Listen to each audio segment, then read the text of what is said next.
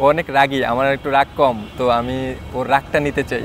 আচ্ছা নাইম, বিবাহিত জীবন, প্রতিপক্ষের অনেক বোলারকে আপনি সামলিয়েছেন, সাংসারিক জীবন কঠিন নাকি ওটা কঠিন?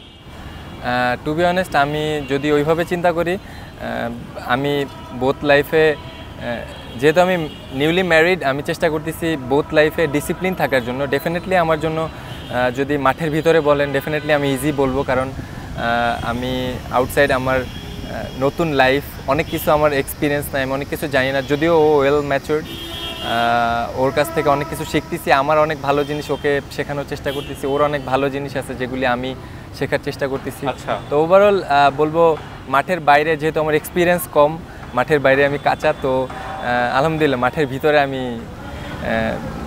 শেখার চেষ্টা করছেন। বউয়ের কোন জিনিসটা, মানে কোন গুণটা আপনি নিজের ভেতর আয়ত্ত করতে চান? ও অনেক রাগী, আমার একটু রাগ কম, তো আমি ওর রাগটা নিতে চাই।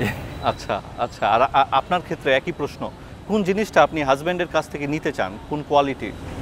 যেমন এখানে একটা বিষয় আছে, আমি ওর একটা জিনিস খুবই নোটিস করছি, সেটা হচ্ছে ও নিজেকে নিজে অনেক বেশি মোটিভেটেড করতে পারে। এই জিনিসটা আমার অনেক বেশি ভালো লাগে। আচ্ছা, যেমন ভাইয়া এমন হয়, ধরেন ওর ম্যাচ নিয়ে আমি এখন এতটাই এক্সাইটেড থাকি যে ও যেদিন খারাপ করে পারফরমেন্স, ওই দিন দেখা যায় আমারও অনেক খারাপ লাগে, আমার মনে হয় যে আমারই খারাপ লাগে, অনেক বেশি খারাপ লাগে।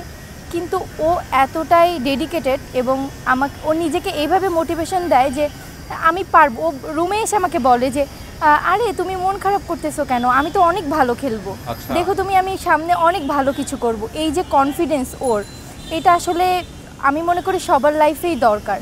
তো ওর এটা অনেক বড় একটা ভালো দিক। এটা আমি চাই যে আমার ভিতরে ওই কনফিডেন্সটা আসুক, যে না আমি পারবো, আমাকে দিয়ে হবে, এরকম একটা মোটিভেশন নিজের ভিতরেই এইটাই আমি ওর কাছ থেকে শিখতে চাই।